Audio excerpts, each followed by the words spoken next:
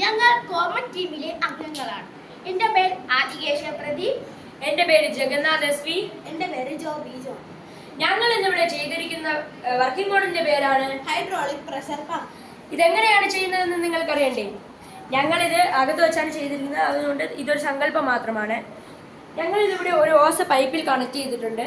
എന്നിട്ട് ഈ കുപ്പിക്കുള്ളിൽ ജലം കയറും. ഒരു 3/4 ഭാഗത്തോളം ആകുമ്പോഴത്തേക്കും നമ്മൾ ഈ നോസലിൻ്റെ പൈപ്പ് തുറക്കും. ഇത് ഒരു സങ്കല്പമാണ്. ജലം അതിമർദ്ദത്തോടെ വരുന്നു.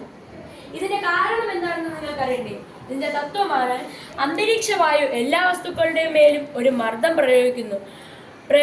ഈ വർക്കിംഗ് മോഡലിൽ കുപ്പിക്കുള്ളിൽ അകപ്പെടുന്ന വായു ജലത്തിന് മുകളിൽ മർദ്ദം പ്രയോഗിക്കുന്നതിന്റെ ഫലമായി നോസിൽ തുറക്കുമ്പോൾ ഉയർന്ന മർദ്ദത്തിൽ ജലം ശക്തിയോടെ പുറത്തേക്ക് വരുന്നു.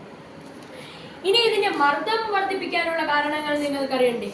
കുപ്പികളുടെ എണ്ണം കൂട്ടുക, കുപ്പികളുടെ വലിപ്പം കൂട്ടുക, പെൻസ്റ്റോക്ക് പൈപ്പുകൾ ഉപയോഗിക്കുക. ഇനി ഇതിന്റെ അഡ്വാൻറ്റേജസ് ഓഫ് യൂസ് എന്താണെന്ന് അറിയണ്ടേ? ഇതിന്റെ അഡ്വാൻറ്റേജസ് ആണ് ലോ കോസ്റ്റ്. ഇതിൽ വളരെയധികം ചെലവ് കുറവാണ്. പിന്നെ ഇതിൽ ഫ്യൂവൽ യൂസ് ചെയ്യുന്നില്ല. ഒരു തരം സോളിഡ് ഫ്യൂവൽസും ഇതിൽ യൂസ് ചെയ്യുന്നില്ല. No needs of electricity. ഇതിൽ ഒരു തരത്തിലുള്ള വൈദ്യുതിയും ഉപയോഗിക്കുന്നില്ല. Easy to make.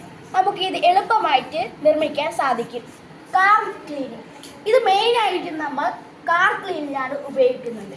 To clean machine parts.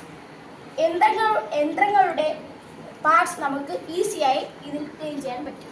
നിങ്ങളപ്പോൾ വിചാരിക്കും ഈ വർക്കിംഗ് മോഡലിൽ പ്ലാസ്റ്റിക് ഉപയോഗിച്ചിരിക്കുന്നത് തെറ്റല്ലേ എന്ന്.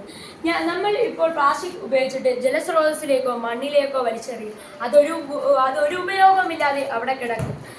ഞങ്ങൾ അതുകൊണ്ടാണ് ഈ വർക്കിംഗ് മോഡൽ റീസൈക്ലിംഗ് ഐഡിയ ആയിട്ട് കൊണ്ടുവന്നിരിക്കുന്നത്. ഈ വർക്കിംഗ് മോഡൽ നിങ്ങൾക്ക് ഇഷ്ടപ്പെട്ടെന്ന് കരുതുന്നു. നന്ദി, നമസ്കാരം.